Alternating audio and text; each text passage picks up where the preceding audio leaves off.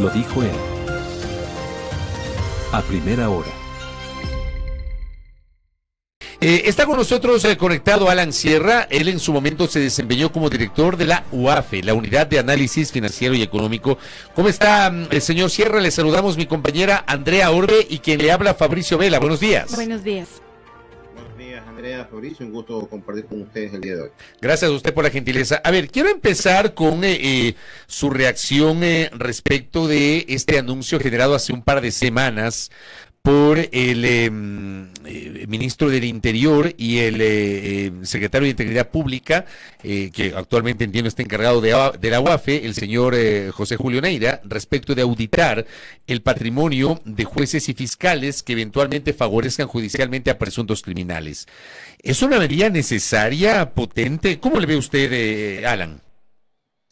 Bueno, yo creo que es una medida pertinente en base a la foto que tenemos el día de hoy con este sector, pero no me quedaría solo en este sector. Yo creo que es el inicio, y asumo que va a ser el inicio, de controles que debieron haberse efectuado siempre, ya desde algunos años atrás, con todas las herramientas y la metodología en su momento, por lo menos 7, 8 años atrás, de todos los sectores, tanto en el sector público y privado.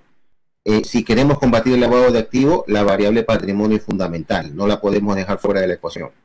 ¿Y por qué no se hacía antes? ¿Por qué no se lograba esto antes? Entiendo que incluso cuando pasan los casos metástasis, purga, se realiza, digamos, incluso un anuncio de que se iban a fiscar los patrimonios de algunos jueces. Pero ¿por qué no se ha hecho durante todos estos años?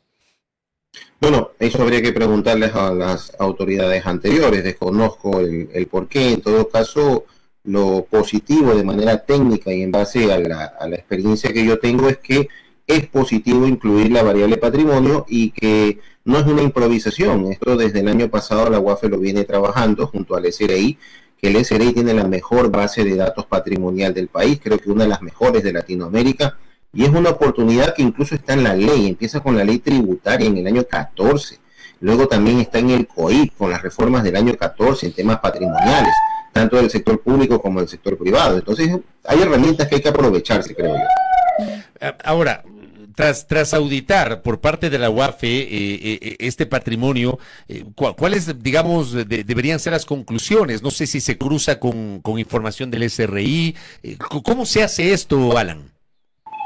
Bueno, estamos hablando del patrimonio. No quiero ponerme tan técnico ni tampoco ponerme en las clases de la universidad, pero estamos hablando de los activos y de las deudas, los pasivos. En todo caso es cómo justifican el origen de los fondos. Ese es un término clave, el origen de los fondos para haber adquirido casa, carros o el estilo de vida que hayan tenido, viajes, etcétera. Eso es importante porque el origen de los fondos va en función no de la cuenta bancaria de donde se traslada el dinero para pagar este activo nuevo que está adquiriendo, sino que el origen de los fondos debemos entenderlo como la actividad económica concordante con su perfil financiero y concordante con su perfil tributario. Entonces ahí juega un papel importante, más allá de Contraloría, si es el sector público, estamos hablando del Servicio de Rentas Internas.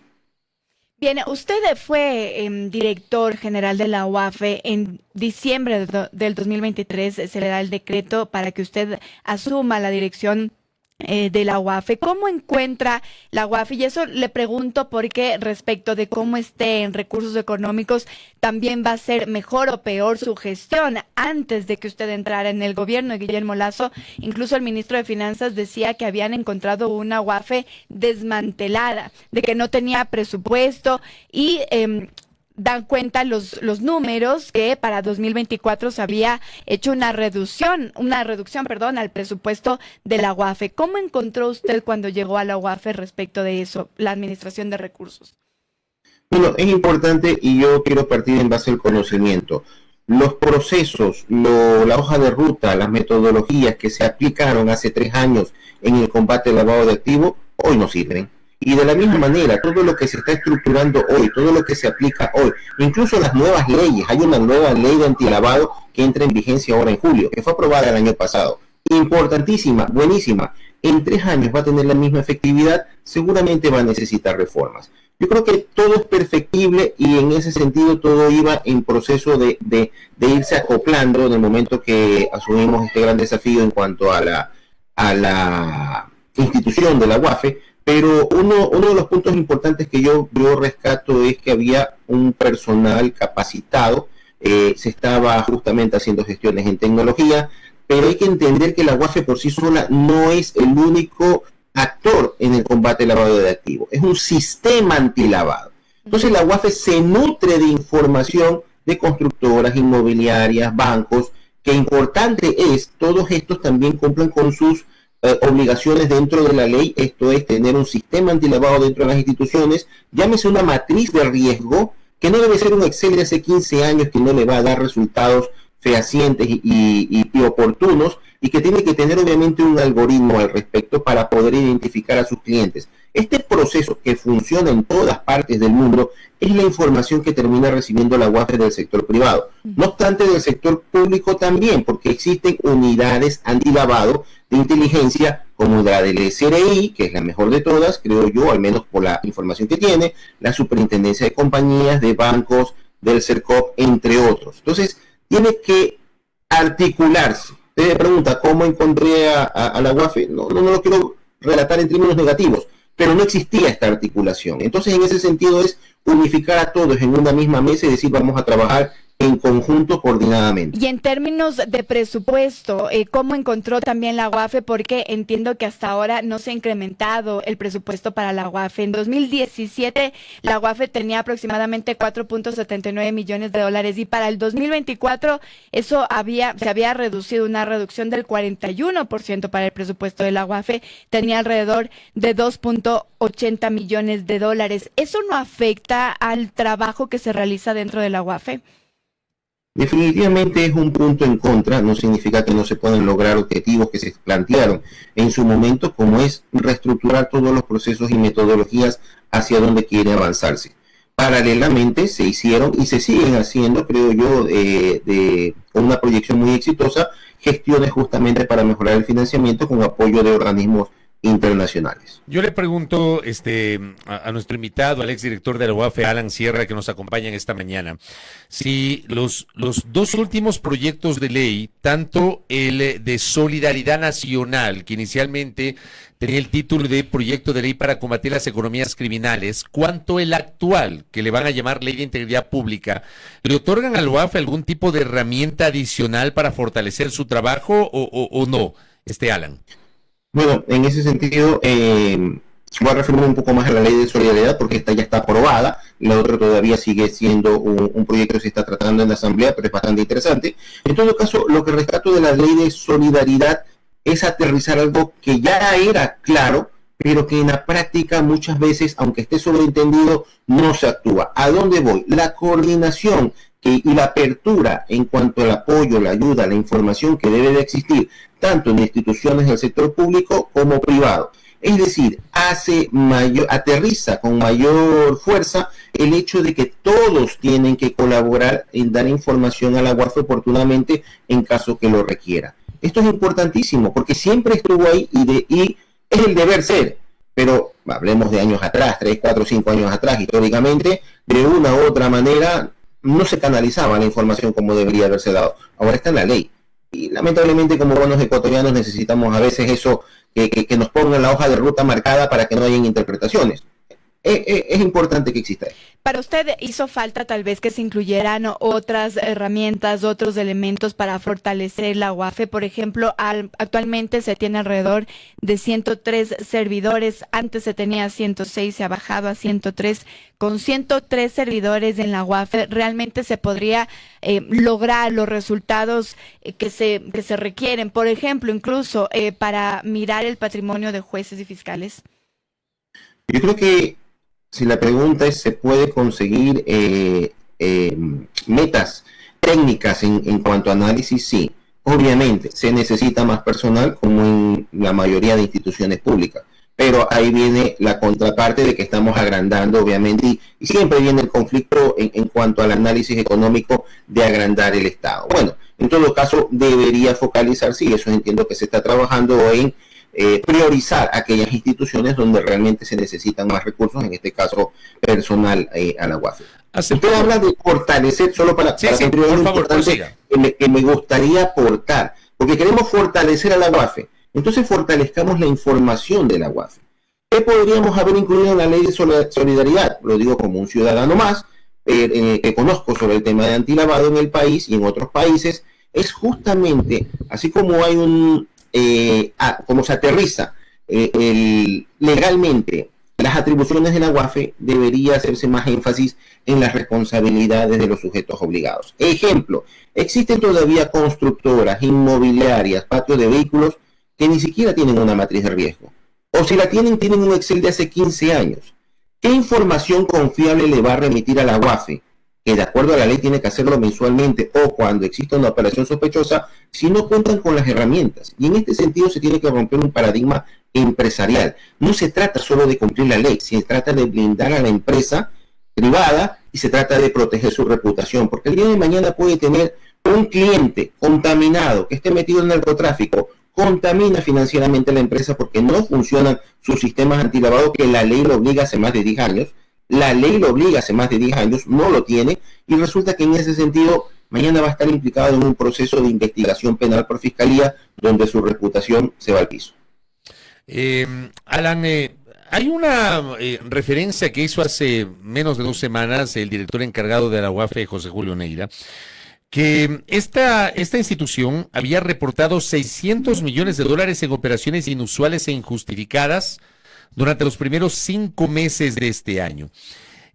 Esto lo dijo en una entrevista con Teleamazonas. La cifra ya supera el promedio anual de años anteriores y forma parte de la meta institucional de alcanzar los $1,000 millones hasta diciembre. ¿Cómo debemos procesar esta información? ¿Qué implica esta cifra de $600 millones en operaciones inusuales e injustificadas durante los primeros 5 meses del año, Alan? Bueno, yo creo que es una buena y una mala noticia. Mala noticia porque la realidad en el Ecuador es que existen muchos flujos ilícitos que obviamente estamos hablando de casos de lavado de activos. Por lo tanto, es un tema de no solo el Ecuador, en los países en general, incluso los del primer mundo, que existe este delito y hay que combatirlo. Una realidad que hay que enfrentarla. Buena es que los procesos tecnológicos, las metodologías están funcionando. Y entonces en ese sentido es positivo y darse cuenta que la UAFE, el SRI y otras instituciones de control están demostrando un punto de inflexión en cuanto a sus resultados, su alcance y su enfoque de control. Y esto es un mensaje positivo a la ciudadanía, tanto para aquellos que se manejan por el mal camino, obviamente, no irse por ese lado, no incurrir en temas de delito, y por el lado de quienes son parte productiva, empresarios, tener sus cuentas en orden, ¿no? O sea, tanto tributario, tanto antilavado, o sea, todo lo que le compete en ese sentido cumplir, que le permitirá fortalecer sus empresas. Ahora mismo el director de la UAFE lo que decía y digamos, uniéndolo a lo que usted acaba de explicar, él decía que antes se reportaba entre 200 y 500 millones de dólares. Sin embargo, esa propuesta tiene que ser superada y que ellos esperan que sean detectados alrededor de 1,000 millones de dólares hasta finales del 2025. Eso quiere decir más bien una mejor operación dentro de la UAFE o más lavado de activos. Yo creo que más es un resultados más técnicos de la UAFE para evidenciar algo que se viene dando ya desde hace algunos años. O sea, usted atribuye esto no al crecimiento, sino a evidenciar una realidad. Más a evidenciar una realidad que a un crecimiento. O sea, el tema del lavado de activos lo tenemos ya desde hace muchos años atrás.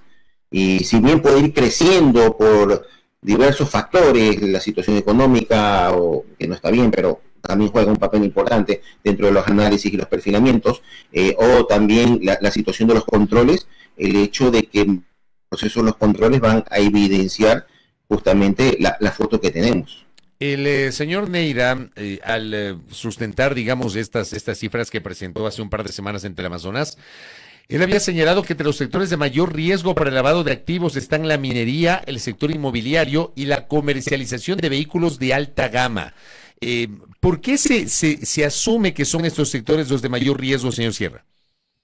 Bueno, existe una evaluación nacional de riesgo con apoyo del Banco Mundial, se lo hace en el país cada 4 años, y en ese sentido se hace un estudio bastante técnico de los sectores y obviamente los delitos precedentes al delito de lavado de activos que son los que mayor vulnerabilidad, control o estadísticamente se presentan. Entonces, en ese sentido, se revelan las cifras hacia estos sectores. Creo yo que el paradigma también hay que romperlo poco a poco. Cualquier sector económico hoy en día, cualquier sector económico se puede utilizar para lavar dinero, no solo estos tres que en este momento son de mayor interés en cuanto a control, y eso es perfecto. Entonces, en ese sentido, entendamos cómo funciona el lavado de activos. Pueden mañana estas estructuras criminales crear una empresa, fachada, no digo fantasma, fachada, donde van a simular operaciones para incluir el dinero que viene de un delito precedente, los que hemos mencionado: minería ilegal, vehículos inmobiliarios, etcétera. Corrupción también, narcotráfico, no lo dejemos fuera, que también están en la evaluación nacional de riesgo. Hasta la defraudación tributaria es un delito precedente. Hay que tenerlo eso también en el horizonte. Entonces, estas empresas fachadas revelan o quieren mostrar operaciones ficticias, pero también tienen operaciones reales. Y aquí viene un problema, porque van a tener clientes que no están siendo parte del proceso de lavado y proveedores que de una u otra manera se van a contaminar. ¿Qué ocurre en un proceso ya cuando esto llega a fiscalía? Pues los investigan a todos y es una situación muy incómoda. Pero tenemos las herramientas, el propio COIP habla de la responsabilidad penal de personas jurídicas, elementos atenuantes, tener un compliance que permita justamente demostrar la debida diligencia que se hizo a sus clientes. Por lo tanto, la mejor defensa va a ser el conocimiento. Es decir, si es una constructora, el cliente que está involucrado, en este caso, con una empresa fachada que quería lavar dinero, al tener un sistema de compliance efectivo como empresa privada, va a poder defenderse. ¿Qué ocurre con las promotoras? Error. Muchas veces dicen que se encargue el fideicomiso inmobiliario de hacer el trabajo. Yo no lo hago. Ahí hay un error. Entonces, hay que trabajar mucho en el sector privado para obviamente orientarlo y que cumplan con un proceso que les puede beneficiar. Muy bien, sí, tenía usted. Sí, yo quería preguntarle algo más, porque no sé si es una leyenda urbana esto, usted es el que sabe, pero supuestamente se habla de la gran cantidad de gimnasios, de cadenas de gimnasios que tenemos en el país, y hay gente que presume que por ahí también puede estar el lavado. Le pregunto si eso es una leyenda urbana o ha habido casos específicos tangibles que se haya detectado aquello. Como les digo, me gusta aportar de lo técnico más allá de las suspicacias que pueden ser válidas al momento de hacer enfoques de control, estemos donde estemos. Entonces, en ese sentido, como les digo, cualquier actividad económica hoy en día puede ser utilizada. Tampoco quiero estigmatizar todos los gimnasios, todas las inmobiliarias, todos los patios de vehículos, tampoco se trata de eso. Creo que, sin ser muy técnicos, debemos incorporar siempre como sociedad también el conocimiento en la parte técnica mínima, básica, para entender cómo funciona el lavado. Y en espacios tan oportunos como estos, y los felicito por la orientación que ustedes dan a este tema, justamente aportar a la sociedad para que conozca y contribuya también al combate del lavado de activos. Y solo para ya ir cerrando, también uno de los cuestionamientos que se tenía en la administración de Guillermo Lasso era que la UAFE solo contaba con una oficina en Quito, y que alrededor del 70% de los reportes provenían de Guayaquil. Cuando usted deja la UAFE, ¿había una proyección de instalar otra oficina? Hasta al momento, ¿cómo funciona la UAFE? ¿Tienen ya otra oficina además de la ciudad de Quito? ¿Y cuán importante es tener en otros territorios, en otras áreas, en otros sectores? Creo yo que ese es un tema que poco a poco se irá rompiendo paradigmas. Se necesita otras oficinas en Guayaquil empezando. Manta. Hasta ahora sigue solo la de Quito.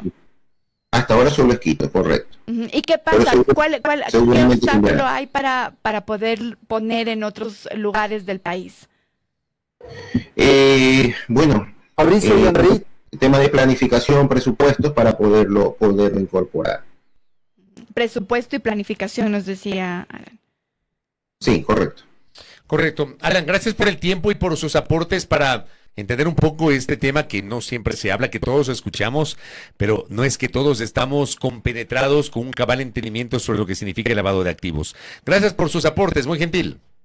Muchas gracias, buen día con todos. Gracias a Alan Sierra, exdirector de la Unidad de Análisis Financiero y Económico UAFE, aquí en A Primera Hora, 8:29.